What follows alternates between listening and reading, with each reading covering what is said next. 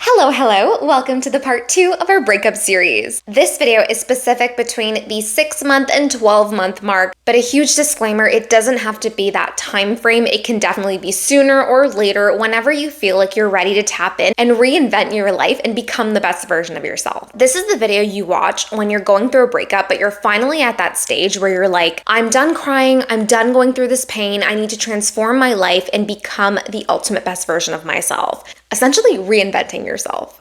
As usual, this video will be broken down into various video chapters for your ease and convenience. Grab a cute drink, a pencil and a paper, and let's get right into the video. So just to preface this video, I'm actually filming this video on the day that marks my 1 year of officially getting through my breakup. To give you guys some little details, I was with a person for about 6 years of my life. Yes, a very long relationship. But for many different reasons, it just simply didn't work out. I mean, it's life. Things don't always happen the way we want them to. And so for 1 year consistently, I worked at improving my life and becoming the version of me that I truly wanted to be. And throughout this video, I'll be just giving you little tips and tricks and maybe little story times to reassure you that this process will happen for you and you will get to the other side and you'll be perfectly fine. Okay, it's time. Let's jump right in. Chapter number 1, acknowledging the healing journey. Okay, so it's been some time for you now, right? We've kind of gone through the process of having tissues and crying and going through all these different turmoil of emotions. So now it's time to reassure yourself of all the times that you've been there for yourself during this time frame. Think about it. You just went through the really hard part of it, and now we're going to enter a new era of you. So we want to acknowledge everything that you've been through and everything that you overcame during this difficult time. Whether that was the first time that you went to a place that you guys visited often, or the first time you said no to somebody because you knew you had to embrace your self-love journey. All of those things matter. All of the little times that you chose yourself during this healing journey matters. Acknowledge the tissue boxes, the times that you cried, the times where you visited places that you had previously with them and the feelings that you felt during those moments. Acknowledge everything that you went through because it's important to recognize your strength and resilience during those times. And now what that's going to do for us is help you propel yourself into reinventing yourself and setting you up for success when it comes to your future. I remember the first time I visited a food place that me and my ex used to go to, and mind you, it was so traumatic because of course you're in a place that you used to go with that person. So of course you're going to feel emotions, of course you're going to feel feelings, but now you'll be in a place where you can recognize your strength and how far you've come from the place you were before to where you are now. When you and a person are together, your brain becomes conditioned to that person. You become so familiar to who they are and the things and habits and routines and things you guys had together. So when you and that person break up, your brain is like, wait, what the hell is happening? And it's going to take time for it to finally reset and allow you to think different thoughts in different places. And the key here is giving yourself time. You have to give yourself time to re-experience things, to create new memories, meet new people, and have new moments. And therefore, your brain can kind of slowly learn to remove the past and embrace the present. So give yourself time to embrace that and to be able to create new memories for yourself. Chapter number 2, get clear on your life based on what you've learned from your healing journey thus far. All right, so there are 2 parts to this. The first one being kind of like your life in terms of work, school, etc. I'm going to link a few resources that'll be able to help you with that. But right now, we're going to talk about everything to do with trust issues, insecurity, hyper-dependencies. When you come out of a relationship, more often than not, there's a lot of trauma that's associated with that, right? Whether that be insecurities that were brought up, maybe certain arguments or the way that the relationship ended. But what we need to do right now is get clear on those and work towards removing those things. I want you to remember that the person that you want to be with, you need to become that person first, because it's not fair to that person and yourself if you don't improve your life and become that version of yourself. So in order to do that, we need to get clear on what the problem is right now. So if you struggle from trust issues, if you have insecurities, it's definitely the best thing to know those up front and then take action to fix those. And what I recommend here is therapy. I recommend, if you can afford it, to go to therapy and really be able to talk to somebody unbiasedly about what you've been through. If therapy is not an option that's affordable, I recommend talking to somebody that is close to you, somebody that you can confide in, and really let them know how you're feeling and how you're doing. And again, we know on this channel, I preach talking to yourself. So I recommend you also talk to yourself, whether that's in the form of video diaries or journaling your thoughts, to really get into it and understand what you can do to help you. One thing I want to let you know is it's going to take time. You are not going to be able to get through trust issues just right off the bat like that. You can definitely work through it by talking about it and expressing yourself so you can get really deep into why you have trust issues. A second step to this is understanding that once you do get into a relationship, those insecurities and trust issues will come right back up because you've been single for this entire time and been practicing to love yourself and not be insecure and not have trust issues with yourself, but not with another person yet. So when that happens, you're then gonna have to tackle that as well and work through that with that individual alongside your confided friend or therapy to get through that as well. It's a process. It takes time. But remember what you're doing this for. Remember that you're doing this for yourself and for your future partner to create and cultivate a beautiful relationship. And it'll be worth it, I promise. All right, moving on to chapter number 3. What you also need to get clear on here is what your dating standards are. Listen, we're not going into this blind again, okay? So what we're gonna do is really create a list of everything we're looking for in a person. And then what you're gonna do is prioritize that list, guys. Prioritize it, please. You're gonna go through the list and you're gonna understand what is high priority, what is medium priority, and what is low priority.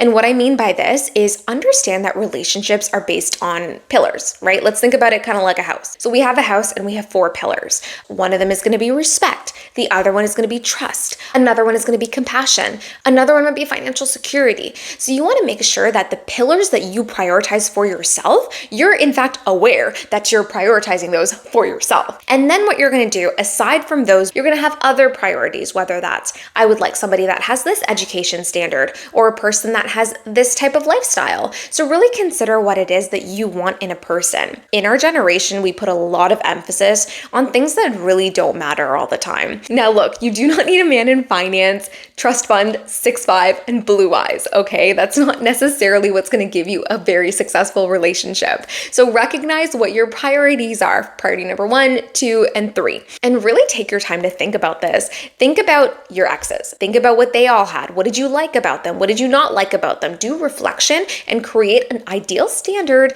of what you would like in a person. Now, please be mindful, there is no such thing as a perfect person, which is why using the priority scale will help you when it comes to actually dating. When you meet somebody, you'll be able to assess where they stand in terms of your priorities. Now, I'll tell you something. Once you are in a position where you're getting to know people and you actually make use of your priorities list, you'll feel so good about it. I remember the first time I met someone that didn't fit that list, the old version of me would have been like, oh, that's fine. We can compromise, potential. But now I'm like, no, you don't meet the first pillar of my priority list, it cannot move forward. And you'll learn to really love yourself and be able to make decisions that align with you. A tip here for actually raising your standards is taking yourself on solo dates. When you're able to provide for yourself in solo dates, you'll just come to recognize that you truly can do things for yourself. And you set the standard so high that if somebody just doesn't match you where you're at, you don't even entertain it. And to be honest, I go by this rule when I talk to men where it's like they're not competing with anybody else except for me, because I set my standard to a certain level based on solo dating and just based on learning to love myself and learning to embrace me as a person. This is just a wonderful way to help propel you and learn what your standards are is by solo dating. In addition to that side, when we're looking at your goals in terms of career, school, use the pain to propel you on that path. Use this pain to be able to help you achieve those goals and hold yourself accountable to those goals, whether that's by making a vision board, doing video diaries, or just simply holding yourself accountable in your agenda or creating a Pinterest board that's aligning with that.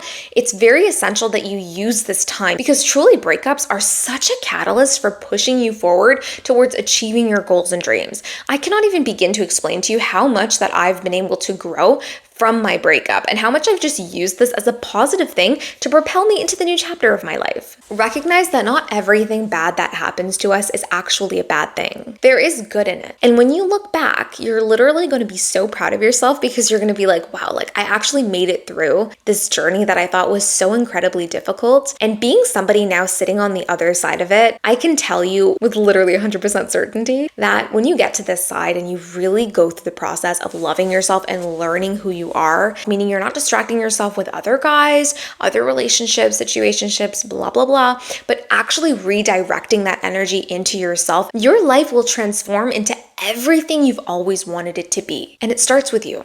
All right, so now we're at the last part of the video, which is the tips and tricks. Tip number 1, what if they come back? Girl, I'm gonna tell you something. They always do, in one form or the other, in a certain time frame, either sooner or later. But they do always come back in some sort of form, some sort of way. But I want you to really recognize that even if they come back, it's not worth your time. It is not worth your time and energy to take somebody back that had to lose you to recognize your worth, to recognize the value that you hold into their life and how much of an amazing person you are. And if they have to lose you to recognize that, then they are not worth a place in your life. Remember all of the times that you sat up at night crying. Remember the times that you felt like you lost purpose in your life and how much effort it took you to get to the place you are today. I'm going to be so upfront and clear about this. People do not change. No matter how much they tell you that they are going to change, people don't change, especially when it comes to their character and just who they are as a person. If they've disrespected you, ruined your trust, they are not going to change, honey. As much as you want them to change, as much as you care about them, as much as you might still love them, I want you to remember your self-respect and your worth at the end of the day. And I know it is so hard when you love this person still and you know that, maybe there's a potential of building something new, but I want you to recognize that you are so worth it and your person is out there.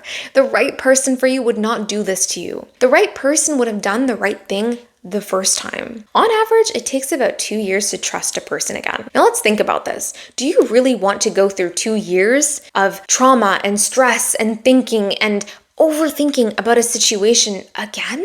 No. Choose you. Choose yourself. And the biggest tip and trick that I can give you in this video is to take your time. There is no specific date that you need to meet a new person. There is no urgency for you to be in a new relationship. Take your time to love yourself. And for those of you that feel scared to be single or feel lonely, I want you to think about something. What if you met your soulmate tomorrow? What if you were at the supermarket and all of a sudden you met somebody and that was like the love of your life? Cherish the singlehood. Cherish the time that you have right now to be with yourself, prioritize yourself, and work on yourself. Because one day you will be in a beautiful relationship. You will be with somebody that loves you and cares for you in the ways that you really need. That priorities list will be checked off. So just embrace the experience. Embrace the time that you have now because one day you'll meet that person. Being single doesn't mean you're broken. Being single just means that you're choosing to love yourself and recognize and work through things that you've been through. And there's nothing wrong with that. Listen, I used to be a serial dater, okay? I used to go from relationship to relationship because I didn't want to be alone and single. But now I've been single for a full year and I can truly tell you that this is the best decision I've ever made in my life. To be single, to work on my trauma and become a better version of myself. So now when I step into relationships, I am a whole person looking for a whole person. And I think that really brings you success when it comes to relationships. All right, so that is all for today's video on breakups, part 2. I hope this was a useful guide to help you kind of work through your breakup, to kind of reinvent yourself and get through the difficult times when it comes to your breakup. I believe in you, I know you can do it, and I'll see you next time.